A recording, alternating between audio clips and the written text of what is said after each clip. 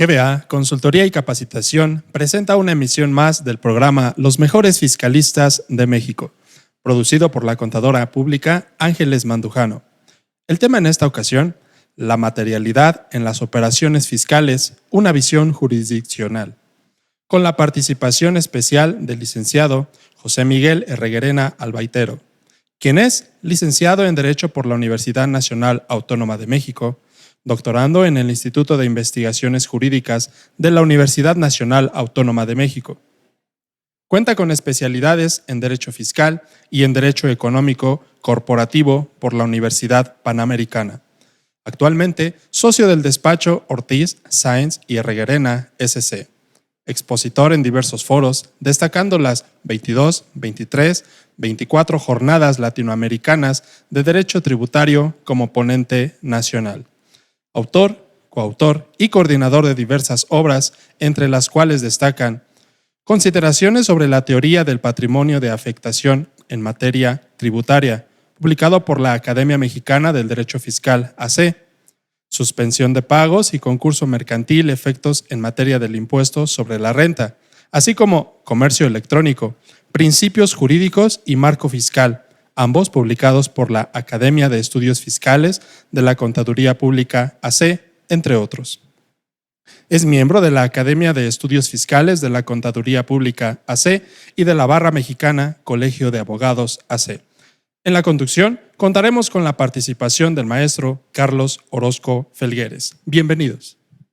Muchísimas gracias por aceptar esta invitación y yo quería que los que nos ven, porque son muchos los que nos escuchan también, pues tuvieran ese pedacito o esa fortuna de escucharte con ese conocimiento, con esa experiencia, con ese carisma. Y yo, por supuesto, pues soy un conductor que, bueno, pues yo también vengo a aprenderte muchísimo. Así que, pues adelante con este tema y por supuesto agradecerte a nombre de GBA que me permite conducir este programa y por supuesto no tengo que decirlo, pues sí estamos clarísimamente con uno de los mejores fiscalistas de México. Gracias, Rey. Muchas gracias, Carlos. Te agradezco mucho a GBA la invitación. Ya hemos estado un par de veces por acá y siempre es un gusto poder compartir con ustedes. Sí, pues lo que vamos estudiando en el transcurso de nuestra vida profesional. Cuando me invitaron y me comentaron, bueno, ¿qué tema quieres escoger? Yo estaba leyendo un libro que mi buen amigo Carlos me acababa de dar, ¿sí? El cual creo que es muy, muy interesante. Es una obra que yo creo que, además de la parte doctrinal, donde es muy rica, tiene una parte que no es muy explorada en nuestro medio, que son los aspectos prácticos de los problemas, ¿sí? El tema de la materialidad es un tema que se ha convertido en una gran bola de nieve, ¿sí? Y que empezó, desde mi muy personal punto de vista, como una pequeña bolita de nieve, ¿sí? Y el tema empezó, ¿sí?, curiosamente, con un caso que llegó a la Corte porque le habían rechazado el acreditamiento en materia de IVA a un contribuyente porque el SAT, cuando fue a revisar la devolución, ¿sí?, no encontró al emisor del comprobante.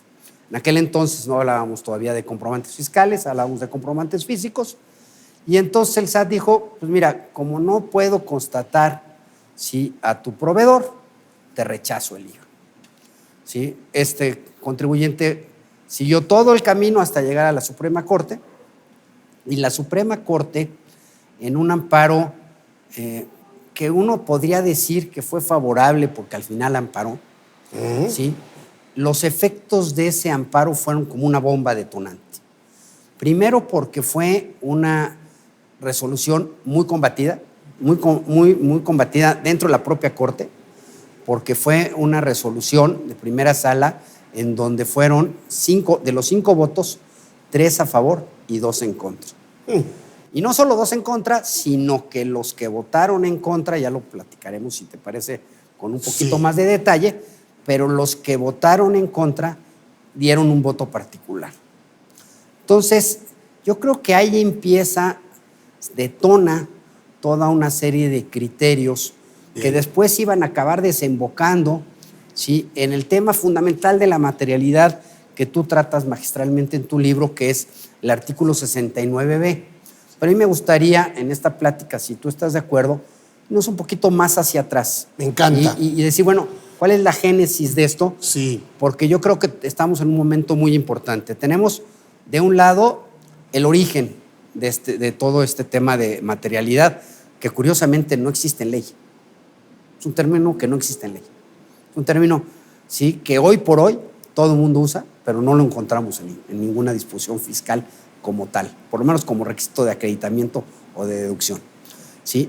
Y del otro lado, que tenemos una serie de iniciativas, ¿sí? Como tú bien sabes, Carlos, ¿sí? En este momento en el Congreso, que aunque fueron aparentemente detenidas, Así ¿sí? es. La semana pasada, ¿sí? Pero bueno, finalmente creemos que en el próximo periodo, ¿sí? Saldrán muy relacionado con el tema de compra y venta de facturas, que está muy relacionado, obviamente, con el tema de materialidad. Muy oportuno, claro. ¿Sí? Entonces, como que estamos a la mitad de una historia, ¿sí? Pero, insisto, creo que valdría la pena irnos un poquito para atrás y luego un poquito para adelante, como si estuviéramos bailando. Tú mandas. ¿Sí? Entonces, regresándonos un poquito a la parte de historia, ¿sí? Yo la primera vez que oí el tema de materialidad dije, bueno, tuve un maestro, socio y maestro, que fue Jorge Sáenz Alarcón, que cuando veíamos un tema nuevo, siempre tenía atrás de él un diccionario de la Real Academia de la Lengua Española. Entonces, antes de ver la ley, agarraba y se volteaba y tomaba su diccionario. Y ese diccionario, ¿sí? Pues te daban los términos, ¿sí? Cotidianos, gramaticales. Coloquiales. ¿Sí? Que dices, bueno, vamos a partir de la base que, ¿qué es materialidad? ¿No? ¿Sí? Y entonces, materialidad, ¿sí? Empezamos que es lo que es realmente, ¿sí? O bien, sin el conocimiento y advertencia que hacen buenas o malas acciones. Son dos acepciones que parecen contradictorias, no tanto, ¿sí? O sea, material es lo que realmente existe, ¿sí? Lo que existe en la realidad tangible, ¿sí? Entonces, partiendo de estas concepciones, ¿sí? ¿Sí? Se empezaron a elaborar esta serie de tesis, ¿sí? En donde se dijo, bueno, en materia fiscal, ¿qué es materialidad? Materialidad, yo después de leer todas las tesis que hay, todas las, sí, que muchas están citadas en esta obra, sí, inclusive hay una contradicción de colegiados que la define muy interesantemente, pero después de estudiar este tema, yo creo que es muy fácil decir lo que es materialidad para efectos fiscales. Y yo lo diría en una palabra: materialidad es igual a realidad. Si una operación es real, tiene materialidad. Si una operación no es real, no tiene materialidad. Lo cual suena muy simple, ¿sí? Y algunos me dirían, suena demasiado reduccionista. Sin embargo, yo creo que finalmente es lo que se busca. Y esto ha tenido tres corrientes. La primera corriente en materia, digamos, fiscal, sustancial. La segunda en materia de devoluciones, ¿sí? Y la tercera en materia de persecución de actividades ilícitas, ¿sí? Que es propiamente el 69b. Al hablar de ilicitud, hablo en sus dos vertientes, tanto de la vertiente de legalidad como en la vertiente de materia penal. Que aunque el 69b es muy escueto, sí lo deja sembrado. E insisto, tenemos un par de iniciativas por ahí que por lo menos a raíz de las personas que hemos participado en este proceso consideramos muy peligrosas. Uh-huh. Voy a citar nada más algunos rubros de tesis, ¿sí? Que creo que vale la pena. Excelente. Para sustentar este principio de que materialidad es igual a realidad. Y realidad es igual a existencia. Algo que no existe no es real y algo que no es real no tiene materialidad. ¿Sí? Hay una tesis interesante que dice: visita domiciliaria. Tratándose de una solicitud de devolución, la autoridad fiscal tiene esa facultad para comprobar la existencia de las operaciones que sustentan la operación. ¿Sí?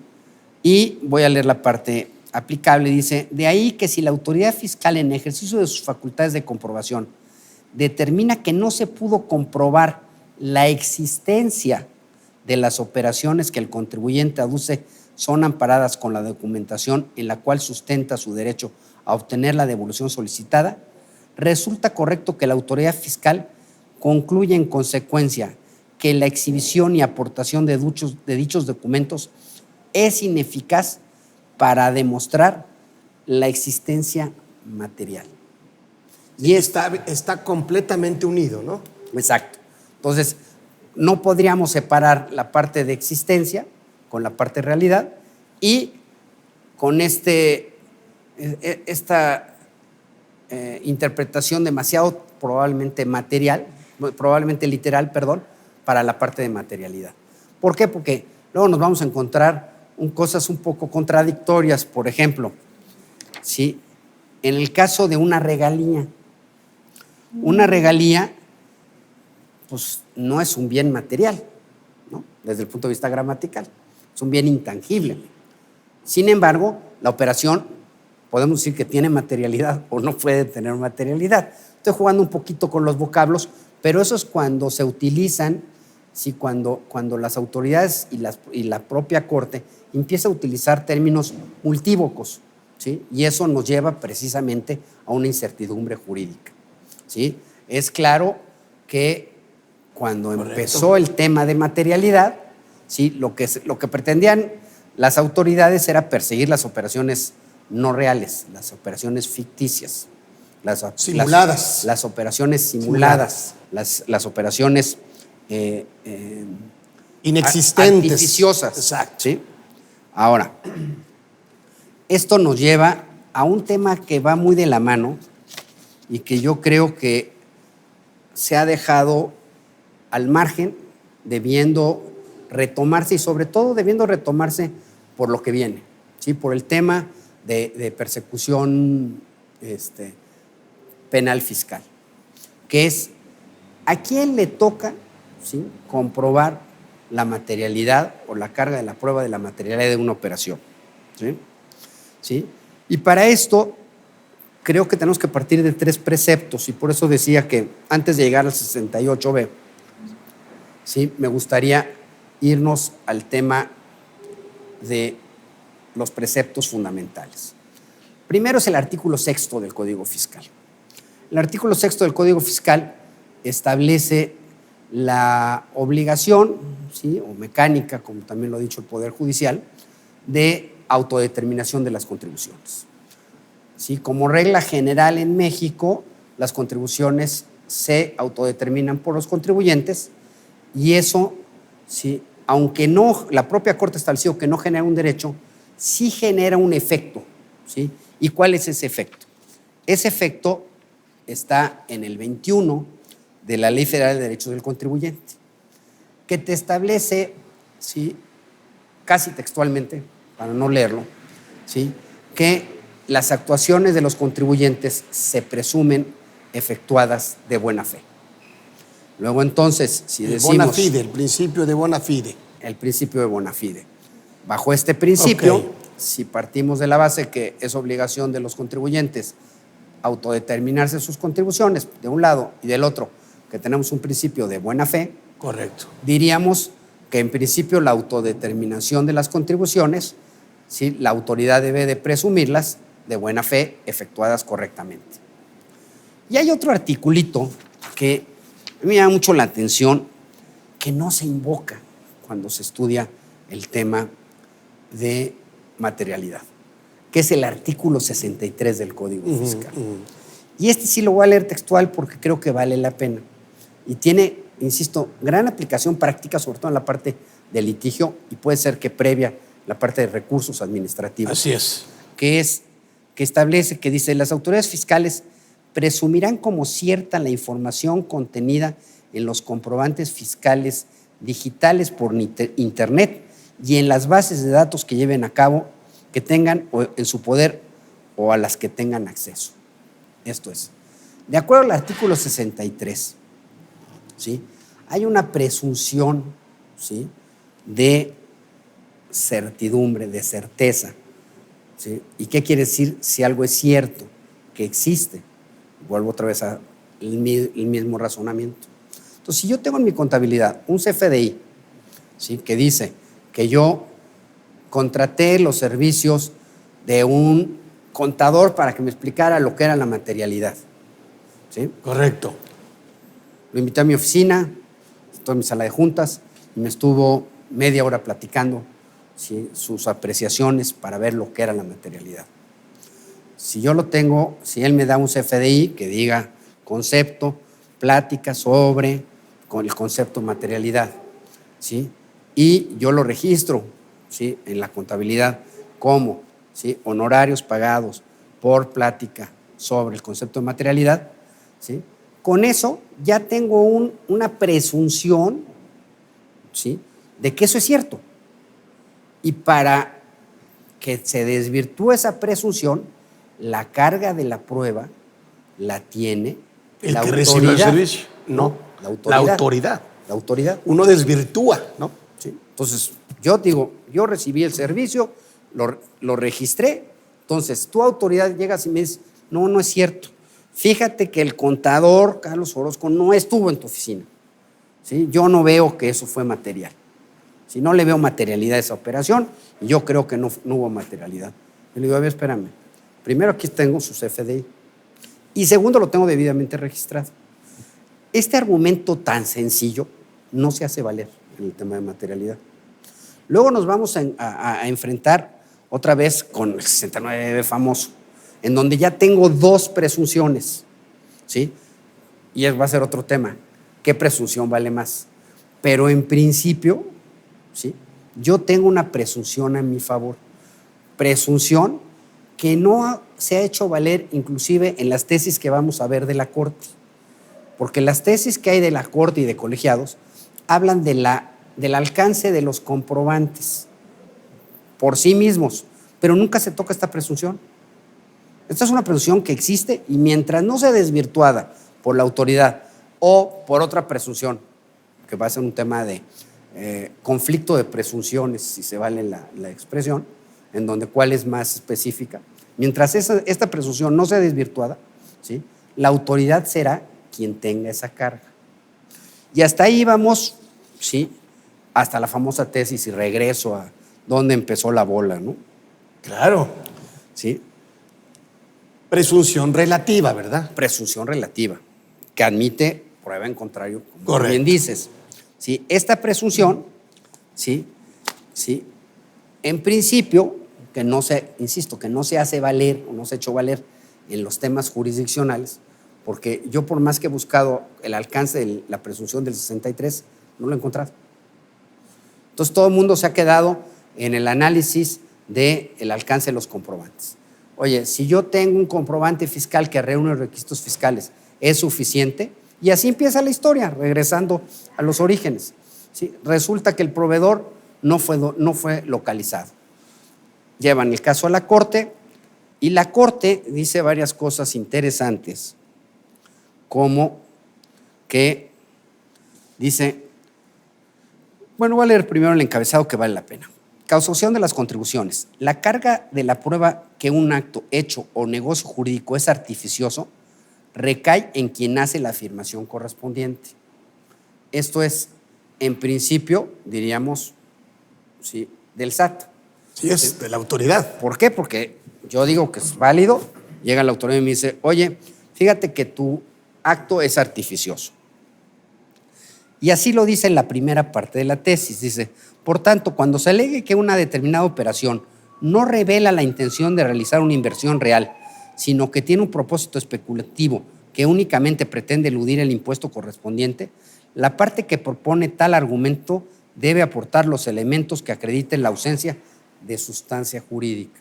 Y ya empezamos a mezclar la materialidad con la sustancia jurídica. ¿Sí?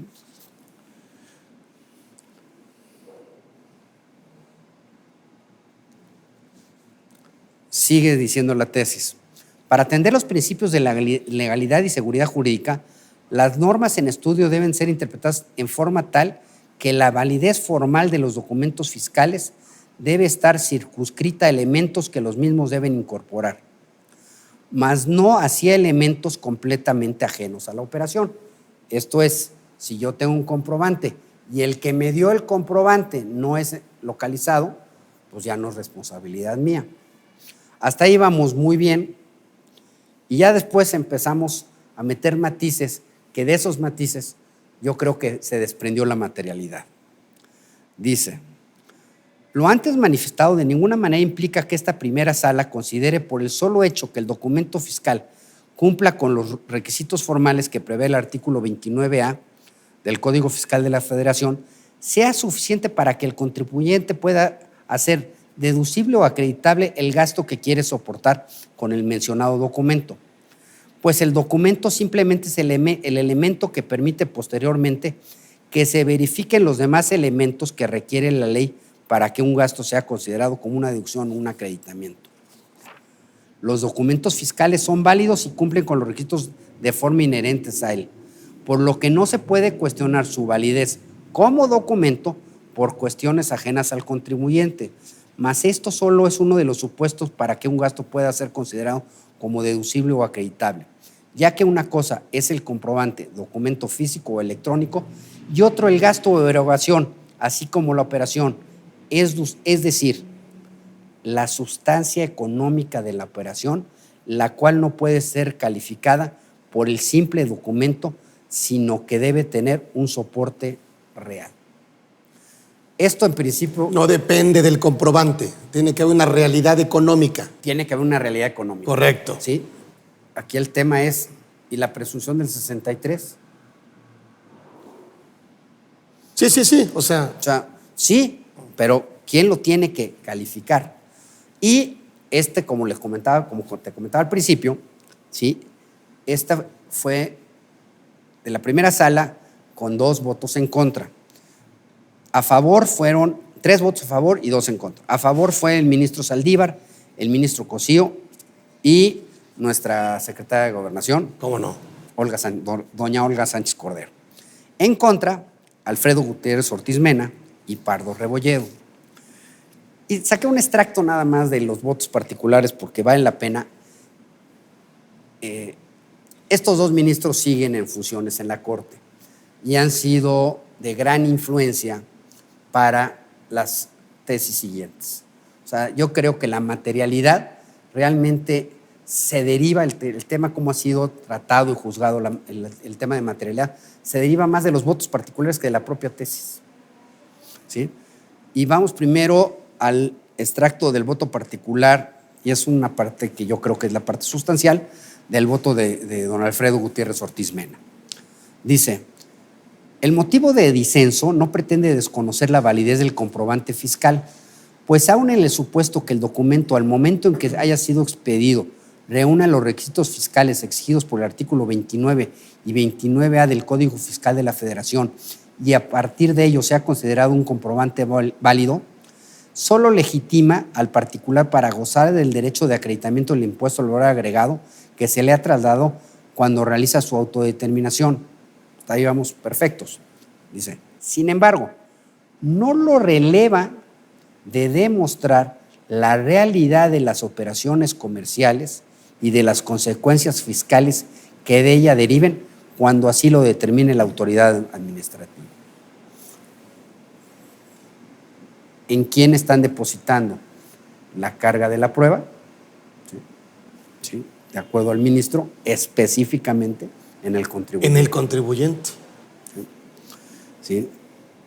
El voto del ministro Pardo Rebolledo dice: sin que lo anterior implique que se condiciona el acreditamiento que en el caso nos ocupa a las acciones de un tercero, pues en realidad la procedencia del acreditamiento está supeditada a que el contribuyente que pretenda realizarlo compruebe mediante los comprobantes idóneos que las operaciones que declara y respecto de las cuales pretende recibir la devolución de un saldo a favor fueron efectivamente realizadas y además que el monto cuya devolución solicita efectivamente haya sido percibida en su momento por el fisco federal, lo cual únicamente se logra mediante el cumplimiento de lo dispuesto por los artículos controvertidos.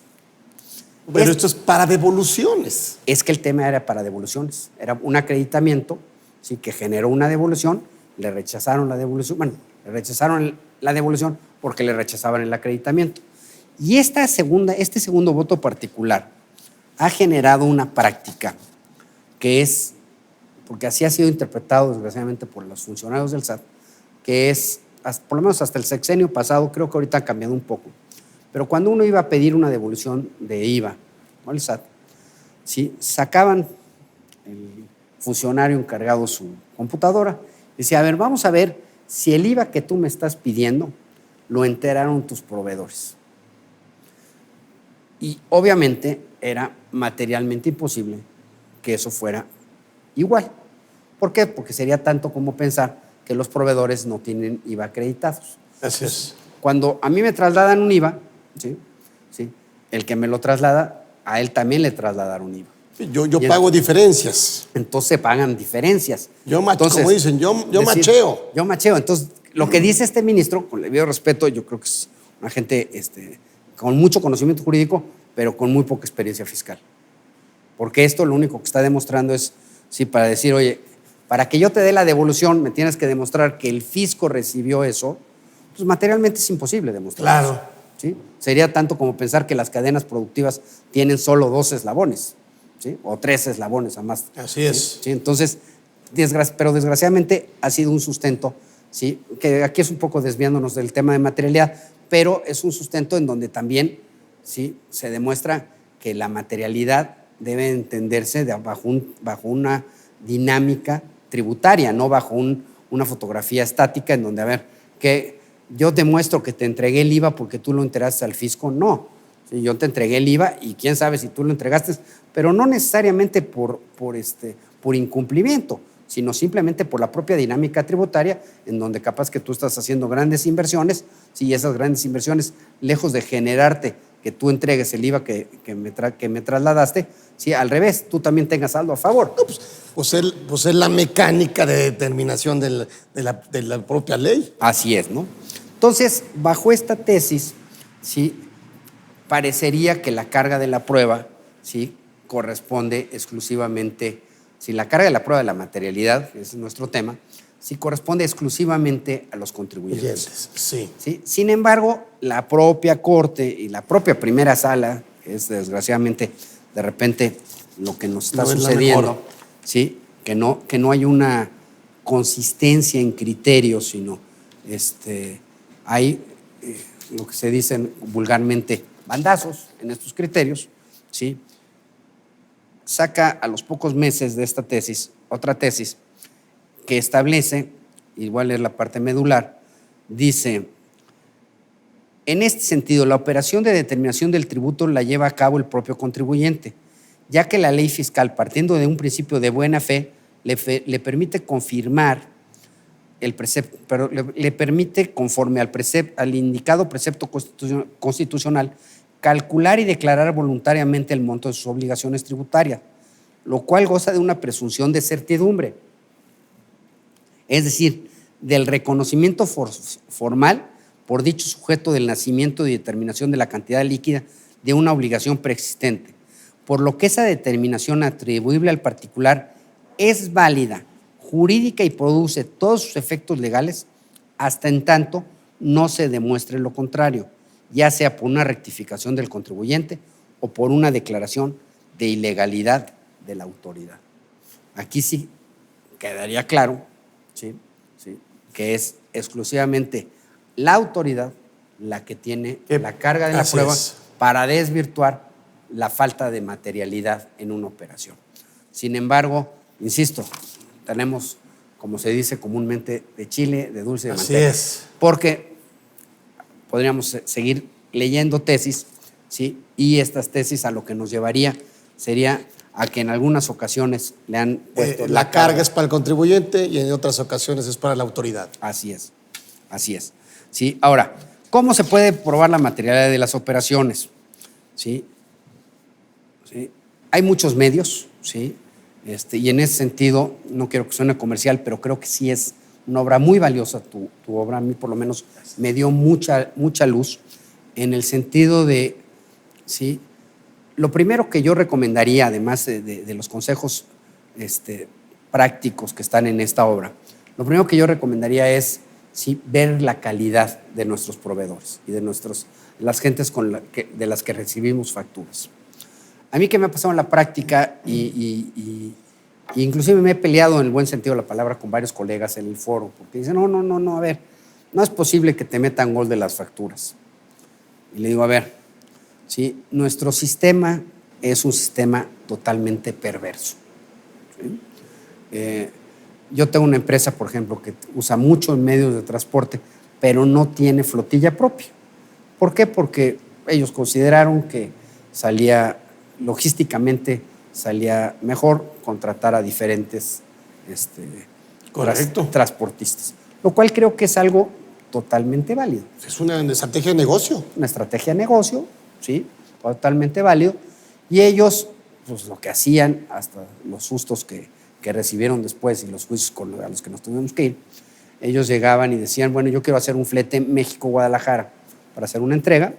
Entonces iban, le pedían la constitutiva, sacaban una constancia de cumplimiento, le pedían una constancia de cumplimiento a su proveedor, ¿sí? Le daba toda la documentación,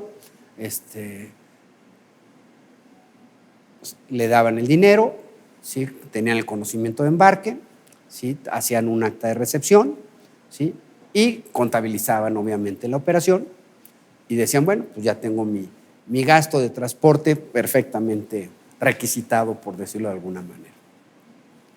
El problema es que a los 2 años, ¿sí?, ese señor aparecía en la lista de EFOS. Uy. Problema que estamos hablando de hace aproximadamente 4 o 5 años.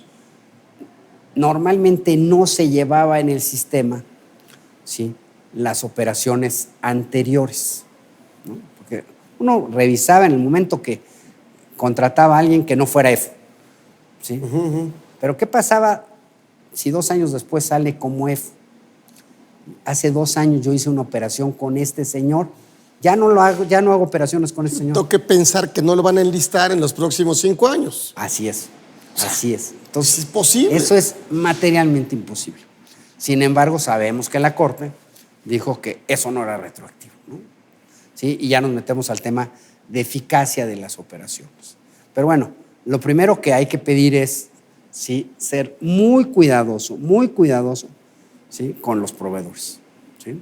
Mientras más chico sea el proveedor, y desgraciadamente esto creo que va a generar problemas o está generando problemas a los pequeños empresarios, porque la gran empresa dice, oye, yo prefiero una empresa grandotota que yo sepa que tiene toda la infraestructura, ¿sí?, y que no me la van a listar, como tú bien dices, ¿sí?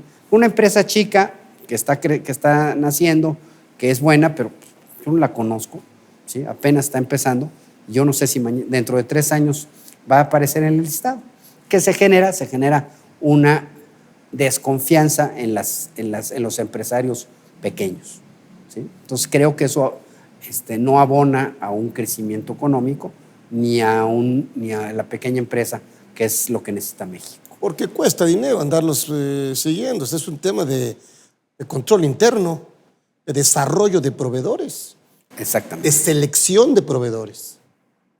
Cuesta dinero. Así es.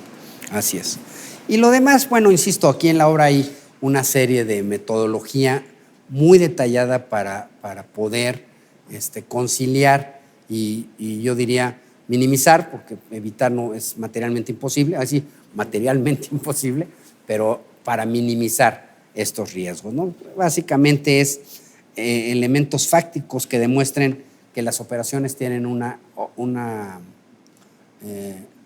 soporte real, ¿no? Pasa mucho, por ejemplo, en gastos de publicidad, también la práctica profesional me ha pasado. Tengo un caso en donde se cuestionó una serie de anuncios, ¿sí?, que se habían hecho, y les presentamos los videos y los pagos que se habían hecho en este caso concreto a 2 de las... Bueno, se sacaron tanto por Televisión Azteca como por Televisa, pero el que hizo la publicidad no era ninguno de esos dos, pues, se dedican a transmitir, y nos decían, no, es que no hay materialidad en el servicio. Entonces decían, bueno, ¿y cómo llegaron esos anuncios a la televisión? O sea, es que tú me estás demostrando que salieron en la televisión, pero no que te los hicieron. Dije, bueno, ¿cómo llegaron a hacerse, no? Así como por arte, como magia negra, ¿no? De boom. Finalmente los juicios se ganaron, pero sí nos metemos a una serie de temas, y finalmente, ¿por qué esta agencia de publicidad apareció como EFO? Porque a su vez, esta agencia sí adquiría las facturas. Y eso es lo que pasa muchas veces, ¿no? Muchas veces sí hay muchos contribuyentes con problemas de materialidad, no porque ellos hayan adquirido facturas, sino porque los proveedores fueron los que adquirieron la factura. Por eso, el segundo consejo práctico es, ¿sí?, nunca recibir una factura de persona distinta a quien prestó el servicio o entregó el bien. ¿Sí? Ese es algo que sucede mucho en la práctica, ¿sí?, que no hay ese cuidado. Decir, bueno, a ver, a mí me hicieron la publicidad, yo contraté con el señor Juan Pérez, pero a mí me va a dar una factura de Pérez Publicidad. Pues es lo mismo. No es lo mismo. No es lo mismo, y tenemos ese problema, por lo cual sí hay que tener muy identificados a las personas. Habrá quien me diga que lo que estoy diciendo es hacerle un poquito la chamba al fisco. Yo les tengo una mala noticia. No es un poquito, es un mucho. Sí. Desgraciadamente, como estamos en este momento, sí, el fisco nos está obligando a hacerle mucho de su chamba de fiscalización. E insisto, estoy en este momento todo bajo el aspecto de buena fe de los contribuyentes. ¿Sí? El contribuyente, el llamado Edo, ¿sí?, que no tiene la menor idea, ¿sí?, de que adquirió una factura que no reunía los requisitos de materialidad que establece el 69B. ¿Por qué?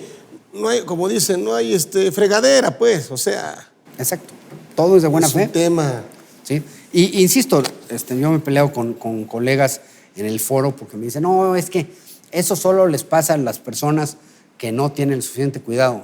Perdón, pero no. Así es. A mí me ha tocado contribuyentes muy serios con áreas de finanzas y contabilidad muy bien estructuradas que han tenido que sufrir estos problemas porque es materialmente imposible tener sistemas que te prevean totalmente estos temas, ¿no? Bueno, el siguiente, y aquí sí va a ser una plática muy, muy superficial, porque insisto, creo que es la materia, como se dice normalmente, la carnita de este libro, que es la parte de 69B, ¿no? ¿Sí? ¿Qué pasa con el 69B y cuál es su alcance? ¿Sí? ¿Sí? Y este tema tiene, insisto, 3 vertientes. La primera es, ¿sí?, cuando se estableció el 69B, se pensó que para quitarle la eficacia a los comprobantes fiscales se tenía que seguir el procedimiento del 69B. Sin embargo, ¿qué pasó? Empezó a haber evoluciones y el SAT, ¿sí?, tenía instrucciones de parar las devoluciones. Y nunca faltan genios creativos, ¿no? Entonces, dentro de estos genios creativos, alguien dijo, oye, pues vámonos contra la materialidad, porque es un tema muy fácil de poner en aprietos al cliente, al rechazarlo. Es una manera muy fácil De decirle que no. Sí, y por lo menos me lo llevo 2, 3 años al tribunal. Si al final pierdo, bueno, pues ya tuve que hacer la devolución, pero dentro de 3 años. O a cansarlo también. Son estrategias también de agotamiento. Efectivamente. Entonces, en ese sentido, sí, lo empezó a usar para la negativa de devoluciones. Y en ese sentido también empezaron a haber tesis en donde se estableció, ¿sí?, que para negar la eficacia jurídica de los comprobantes, no dicho de esa manera, pero para efectos prácticos de devoluciones, no era necesario seguir el procedimiento del 69B. Así es. Entonces, con esto se abre el panorama de la materialidad, ¿sí?, a toda la materia fiscal en general. ¿Por qué? Porque ya no importa que haya sido declarado EFO o no, ¿sí?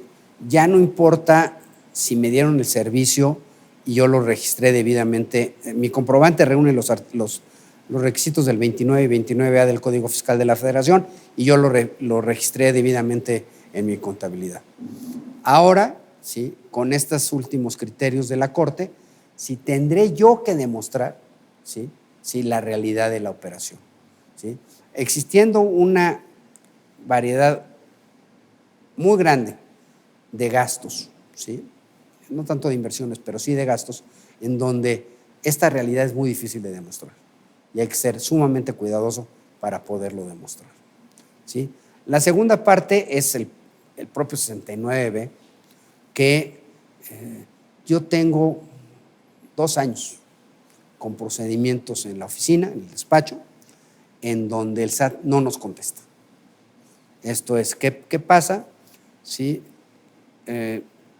Mis clientes tienen el cuidado de tener un sistema en donde aparece, ¿sí?, como una alerta cuando alguno de sus proveedores, inclusive de ejercicios anteriores, ¿sí?, aparece como EFO, ¿sí?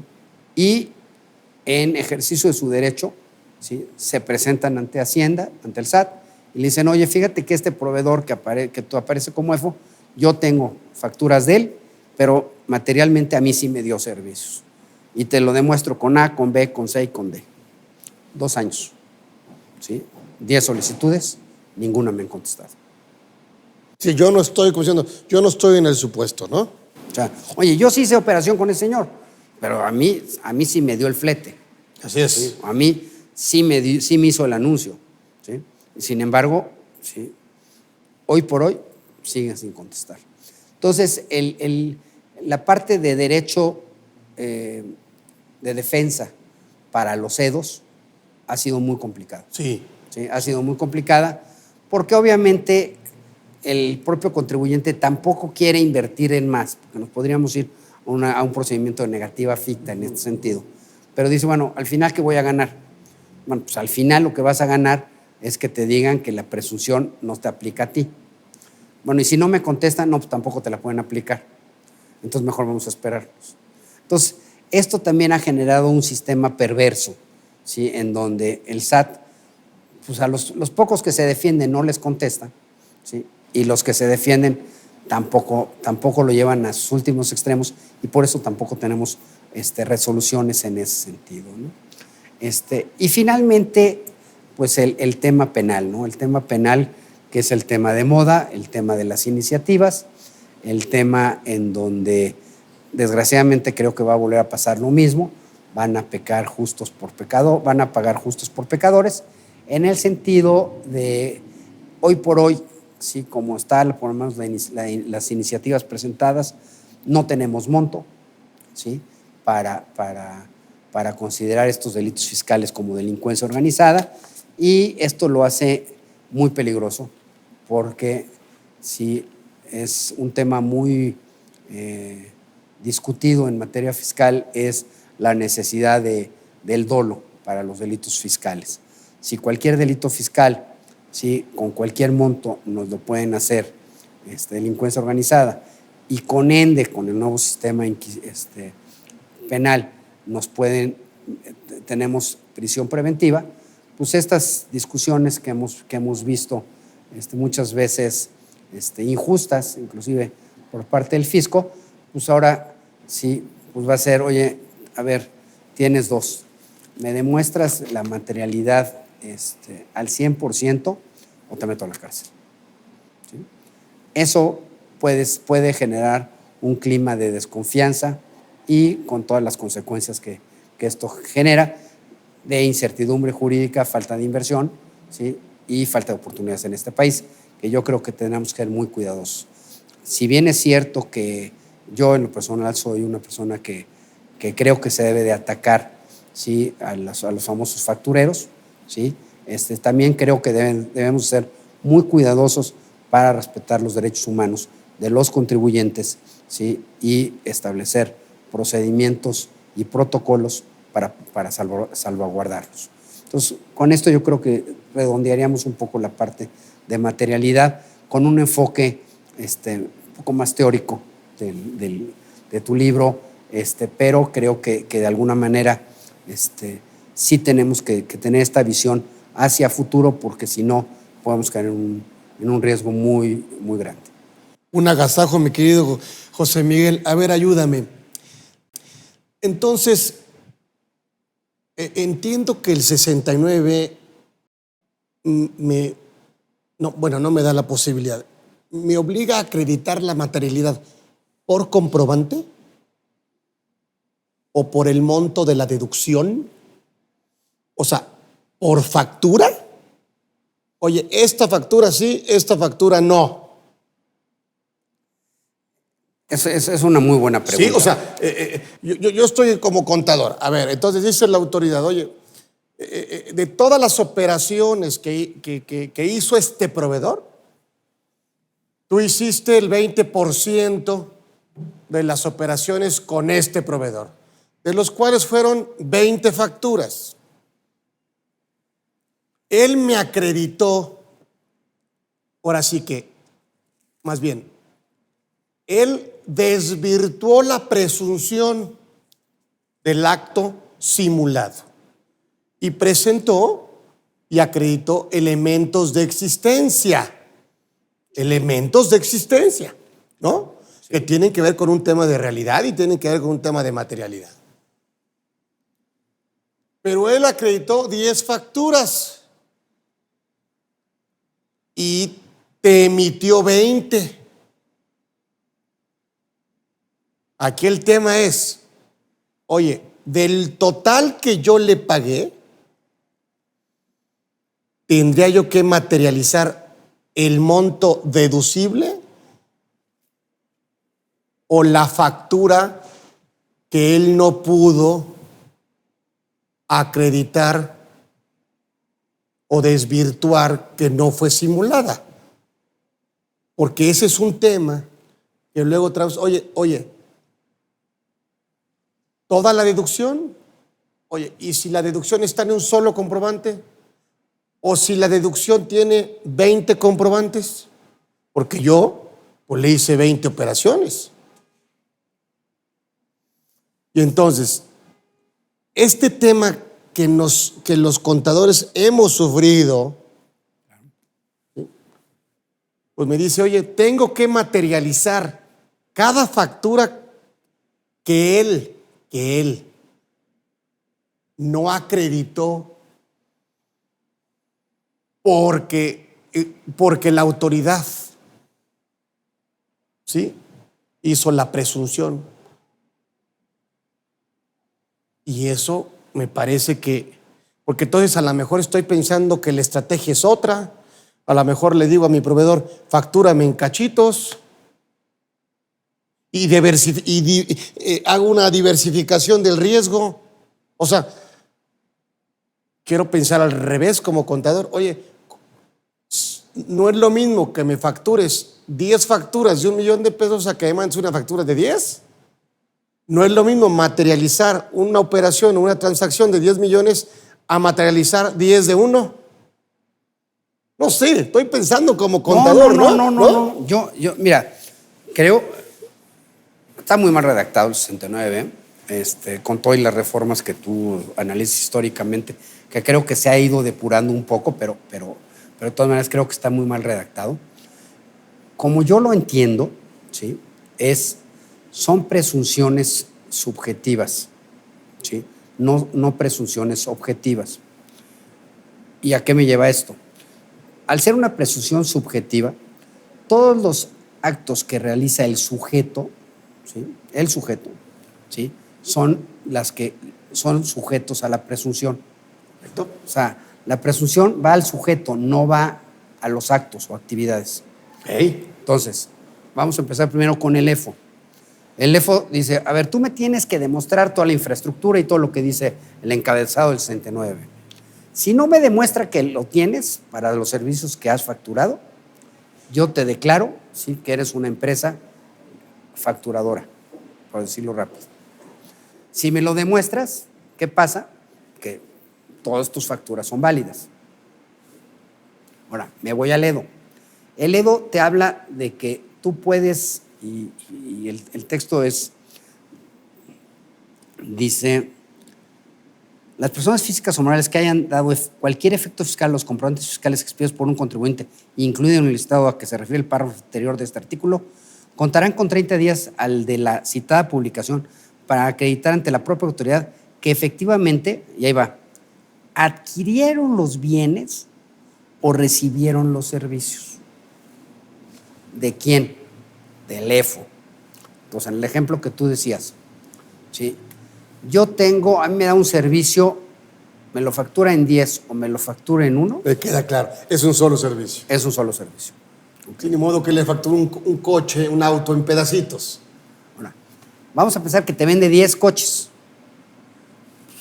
Todos los coches que te vende el EFO, independientemente del número de facturas. Bien. ¿Sí? Eso es como yo lo entiendo. ¿Sí? Entonces, esa presunción. Sí, yo también lo entiendo así. Esa presunción subjetiva, ¿sí? No tienes forma de poder dividirla, entonces, fraccionarla. Independientemente de cómo pactes la forma de pago, va al acto jurídico como tal. Así es. ¿No? Que es la enajenación del bien. Pues, ¿cuál bien? Tangible, intangible, ¿no? Corpóreo, incorpóreo. Tú inclusive podrías tener varios contratos. Claro. Pero cada contrato representa un acto jurídico. Un acto jurídico, y ese acto jurídico, si proviene, ¿sí? Por eso creo que es tan importante poder clasificar, ¿sí? Adecuadamente si esta presunción sigue un criterio objetivo o un criterio subjetivo. Mucha gente dice, oye, es los actos, ¿no? ¿Sí? Hablábamos un poco antes de esta plática del tema de antilavado. Así es. ¿Sí? Ahí normalmente son criterios objetivos.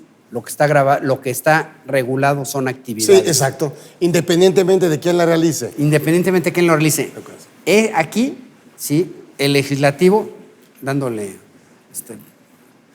calidad al legislativo, que creo que no hace mucho en este país, pero bueno, desde el punto de vista de la iniciativa lo presentó el Ejecutivo, pero bueno, lo que se pretendió en el diseño legislativo es buscar, ¿sí?, una responsabilidad subjetiva, ¿sí?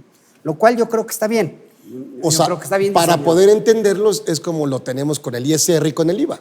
Así es, ¿no? Exactamente. El IVA grava el acto o actividad, punto. ¿No? El IVA es un impuesto objetivo, ¿sí? Y impuesto sobre la renta es correcto. Es un en impuesto este caso sí subjetivo. Es una presunción. En este caso es una presunción subjetiva que vas a aplicar, ¿sí?, a todas las contribuciones. ¿Sí? Y depende me gusta, esa duda era la que siempre teníamos los contadores. Depende del monto de la transacción de ese acto jurídico. Sí, claro. Independientemente de cómo se vaya a cumplir, ¿no? Sí. O cómo se pacte, ¿no? O cómo se extingue la obligación, ¿no? Así es. ¿No? Así es. De alguna manera. Basta y sobra que tú le des efectos fiscales a ese comprobante, no a ese comprobante, a esa operación, ¿sí?, en los comprobantes que correspondan, ¿sí?, para que tú puedas caer en esa presunción, insisto, con una mecánica perversa por la parte de retroactividad. A mí esa parte sigo sin digerirla, por decirlo de alguna manera. Entonces, si yo tengo un pago de 10 millones de pesos a un proveedor, pero esos 10 millones se dividen en 5 actos jurídicos de 2 millones cada uno, bueno, pues yo tendría que materializar 5 actos jurídicos, no el total de lo que yo le compré, porque a lo mejor él acreditó la existencia o desvirtuó la presunción del acto simulado de 5 contratos, pero de 5 no. Sí. ¿No? Sí, claro. Pero yo deduzco 10. Deduzco 10 millones. Sí. Ahora, pero entonces si estoy en un tema de 69, yo tendría que acreditar la materialidad solo de esos 5 que él no pudo desvirtuar con elementos de existencia, ¿sí?, la presunción del acto simulado. Sí, claro. ¿No? Sí, yo tuve un caso de una empresa chatarrera, ¿sí? Okay. Ajá. ¿Sí? En donde compra inventario, ¿sí? Y por cómo está el mercado, ¿sí?, es muy común que se metan intermediarios entre la persona que vende la chatarra y la empresa que compra la chatarra. Entonces, ¿sí?, tenía perfectamente contabilizado Sí. Lo que había comprado a un determinado sujeto, que después fue declarado EFO, y entonces a nivel costo de ventas pudo demostrar la parte del inventario que había procesado. Pero tenía una parte que no estaba procesada, y esa parte que no estaba procesada es la que no le quería reconocer la autoridad. Como aquí dimos un escrito enseñando todo, demostrando todo, al final la autoridad ya no le quiso entrar. Pero nuestra duda era esa, oye, es que todavía tengo parte del inventario, ¿sí? Porque en bienes, por ejemplo, ¿sí? En bienes de inventario, puede sonar absurdo que te cuestionen la materialidad. Es que son tangibles. Pero se da. Es a mí difícil, me ha tocado. A mí, en este caso concreto, se da. Sí, se da. Pero la disposición, por eso habla de bienes, ¿sí? O servicios. Bienes normalmente se enfoca más a los intangibles, así está pensado, pero desgraciadamente por el uso y abuso de estas disposiciones y porque les ha funcionado muy bien a la autoridad en materia de recaudación, también se lo han llevado a inventario físico, cuestionar la materialidad de una compra en inventario físico. A ver, déjame entonces tratar de cerrar contigo esto, aprovechando que estás aquí. A ver si lo entiendo yo. Tenemos, y quiero pensar, pero es muy común que me equivoque, que hay varias, pudiéramos entender, a ver, al que nos ve de pie, hay varios conceptos, varios procedimientos o varias materialidades que hay que atender. La autoridad llega por una facultad de comprobación de un artículo 42, revisa la deducción, te pide elementos adicionales de contabilidad, ¿sí? Te pide elementos de prueba, de materialidad, te pide soporte, te pide evidencia, te pide sustancia, realidad económica, razón de negocios, lógica de operativa, lo que tú quieras. Y dice, no me siento atendido, no me siento satisfecho, por lo tanto voy a rechazar la deducibilidad. Ahí la materialidad, me parece que pudiéramos irnos por una estrategia, y tú eres el experto, en un recurso, porque todavía me parece que pudiéramos tener litis abierta, pudiéramos ahí ofrecer lo que no se ofreció en el litigio, y pudiéramos llegar hasta la vía, ¿no?, del juicio o del amparo. Y esa materialidad, pues prácticamente la autoridad tuviera en revisión electrónica, en visita domiciliaria, lo que tú quieras, ¿sí? Pero no estamos en un tema de 69B todavía, ¿no? Sí, claro. Un tema natural, es un tema todo, y es un tema que esa materialidad también me sirve para diferenciarla de la materialidad en un tema de devolución. Sí. ¿No? Sí, claro. Porque en el tema de materiales de la devolución es para no devolverme, o sea, para que el IVA no se devuelva rechazando el acreditamiento, sí, pero no la deducción. Es que en devoluciones, o sea, tienes razón en la práctica. Sin embargo, el mes pasado tuve el primer asunto en donde vía materialidad nos rechazaron una devolución de renta. O sea, ¿qué pasó? Una empresa tiene un saldo a favor en impuesto de la renta, ¿sí? En su declaración anual, ¿sí? Pide la devolución de impuesto sobre la renta, ¿sí? Y le dicen, te la voy a revisar, ¿sí? Te voy a mandar una auditoría. No de las del 22, obviamente, sino una revisión general de gabinete, ¿sí? La revisan y dicen, no, fíjate que estas deducciones no me estás demostrando su materialidad. Entonces te rechazo no tanto en este momento para determinarme una contribución, sino simplemente para rechazarme la devolución. Paso siguiente va a ser... Eso puede ser en un pago de lo indebido. Como un pago de lo indebido.